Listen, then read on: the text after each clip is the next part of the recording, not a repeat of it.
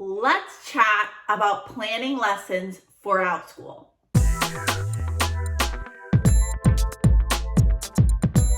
Hello everyone, my name is Alejandra Landano and welcome to my YouTube channel.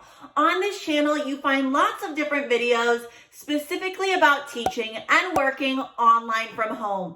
In today's video, I'm going to share with you how you can create an Outschool lesson, whether you are starting your application process or you are trying to create your actual first listing. Now, throughout today's video, I'm going to mention this Outschool freebie a lot. Yes, I have created a freebie for Outschool applicants, or if you're an Outschool teacher who is creating some of their first few lessons. Throughout this freebie, you're going to have a small template or guide so you can actually create your first Outschool class.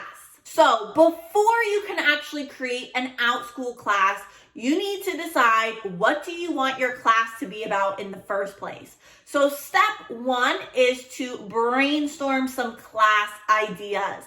In my freebie, I have a section where you can do a brain dump, basically meaning that you write down all of the ideas you have for classes you might like to teach on Outschool. Now, if you can't think of any ideas, you can simply go to Google and type in Outschool parent topic request, and then you will see different requests that parents are sending to Outschool. That means they are looking for classes about these topics. You may also decide to look at some of my other YouTube videos. In those videos, like this one here, I do share some different class ideas. I recommend for step number one, you brainstorm or write down 5 or 6 different ideas of classes you might enjoy teaching. Step number 2 is to pick one of those classes and the subject. For example, let's say one of the class ideas I wrote down was teaching students about animals, more specifically llamas. So I would write that down on my brain dump area, circle it, and then I would choose which subject does that fit under. Is it art, coding and tech, English, health and wellness, life skills, math, music, science and nature, social studies, or world language? So those are the options you usually get on Outschool. So you will then pick what subject is your class. And for this class example, let's say mine is science and nature because I'm going to be teaching my students all about an animal. After you have picked your class idea and your subject, you're going to go to class type.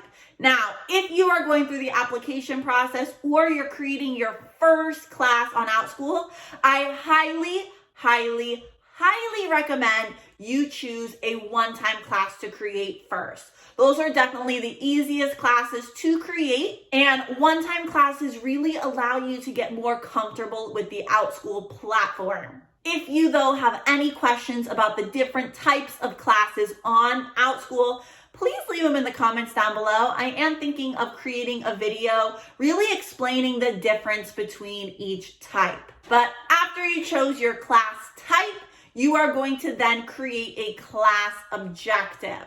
So that is step number 4. You want to identify what is the purpose of your class. Now, in my freebie, I do share a specific example of a class objective. I also, though, wanted to share a free resource that may give you ideas of how you can create your own class objective. So if you want a better idea of how you can create your own lesson objective, I actually found this really cool resource that you might find helpful. If you go on the internet and type learning/objectives.easygenerator.com, this website helps you create very specific learning objectives. So you will answer the questions, and then at the end, it will actually create a lesson objective for you.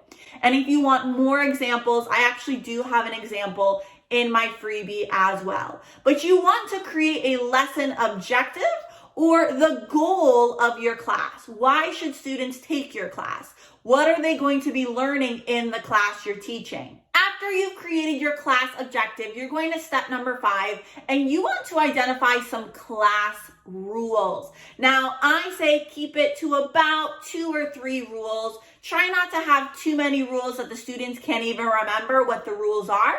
For my classes, I usually have 2 rules. rule number 1 being that when the teacher is talking or if another student is talking, the students are not talking, they're being nice, respectful listeners. Rule number 2, they have to raise their hand and wait their turn if they want to share something with the class. So those are my 2 rules, and I always go over those rules at the beginning of class. Even for my ongoing classes, if I'm seeing a student multiple times or a group of students many different times, I am still repeating those 2 rules during every single class. So the students have a great reminder of what I expect in my online classroom. So you want to make sure you identify 2 or 3 rules and then you share those rules with your students. The last step, step number 6, is to actually create your lesson plan. Now, I do have a template in my freebie, and this is the template I actually like to use when I'm creating my classes.